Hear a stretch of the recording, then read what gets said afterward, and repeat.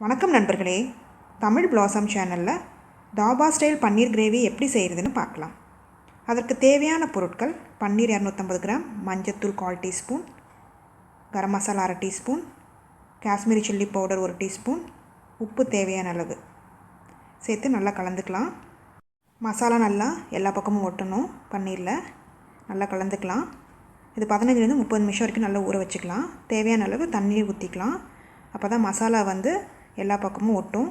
இது நல்லா ஊறிட்டுருக்கட்டும்.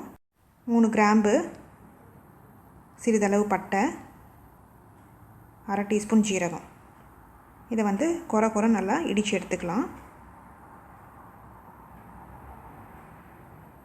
இந்த அளவுக்கு இடித்தா போதும்.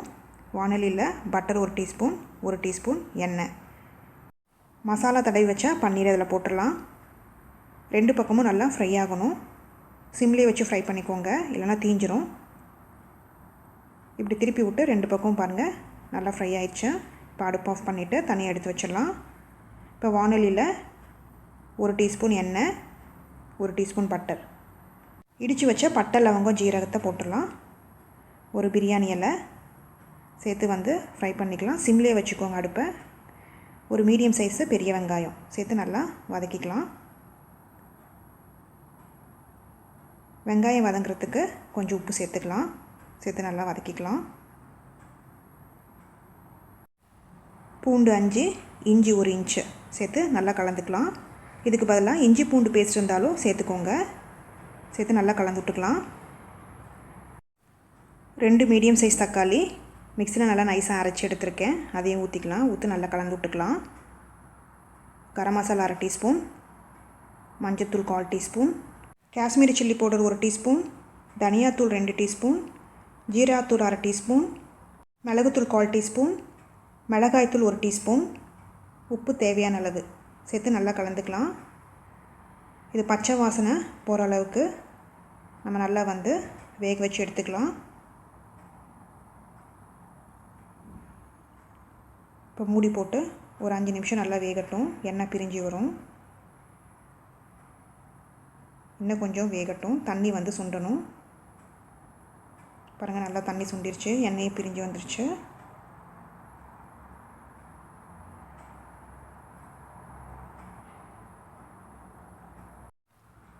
தயிர் 4 டேபிள் ஸ்பூன். கெட்டி தயிர் அப்படியே ஊற்றிடாதீங்க. அப்படியே ஊற்றுனீங்க அப்படின்னா திரியாக இருக்கும். இந்த மாதிரி க்ரீமி ஸ்ட்ரக்சரில் கிடைக்காது. அதனால் தயிரை நல்லா ஃபோர்க்கால் நல்லா அடிச்சுட்டு ஒரு 4 டேபிள் ஸ்பூன் ஊற்றுங்க. அப்போ தான் நல்லா கிரேவி க்ரீமி ஸ்ட்ரக்சரில் கிடைக்கும். இப்போ நல்லா கலந்து விட்டுக்கலாம். கஸ்தூரி மெத்தி இலையை போட்டுடலாம். 1 டீஸ்பூன். நல்லா கலந்து விட்டுக்கலாம். இது ரெஸ்டாரண்ட்டில் சாப்பிட்ற மாதிரி நல்ல டேஸ்ட் கொடுக்கும். இப்போ பன்னீரை ஃப்ரை பண்ணதை நம்ம போட்டுடலாம்.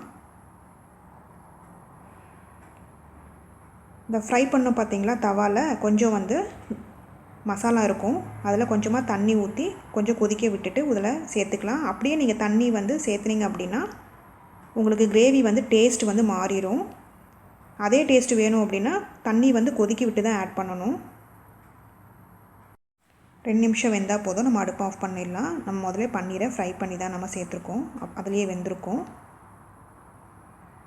பாருங்கள், எண்ணெய் பிரிஞ்சு வந்துருச்சு. இப்போ கொத்தமல்லி இலையை தூவி நம்ம அடுப்பு ஆஃப் பண்ணிடலாம். சுவையான தாபா ஸ்டைல் பன்னீர் கிரேவி ரெடி ஆயிடுச்சு. இது சப்பாத்தி, நானுக்கு ரொம்ப நல்லாயிருக்கும். இந்த ரெசிபியை செஞ்சு பார்த்துட்டு உங்களோட கமெண்ட்ஸ் என்னன்னு சொல்லுங்கள். பிடிச்சிருந்தால் லைக் பண்ணுங்கள், ஷேர் பண்ணுங்கள், சப்ஸ்கிரைப் பண்ணுங்கள்.